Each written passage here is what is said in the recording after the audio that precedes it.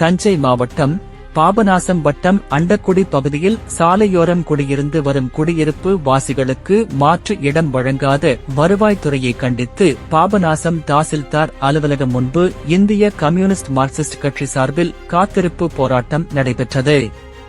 போராட்டத்திற்கு பாபநாசம் ஒன்றிய செயலாளர் முரளிதரன் தலைமை வகித்தார். ஒன்றிய குழு செல்வகுமார், கஸ்தூரி, அன்னக்கிளி ஆகியோர் முன்னிலை வகித்தனர்.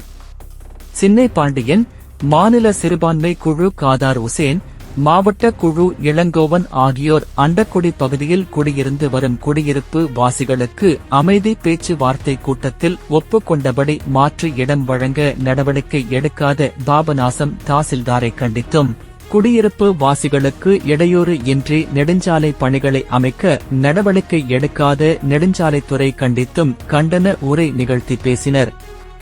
இந்த போராட்டத்தில் இந்திய கம்யூனிஸ்ட் மார்க்சிஸ்ட் கட்சியைச் சேர்ந்த நிர்வாகிகள், தொண்டர்கள் பலர் கலந்து கொண்டனர்.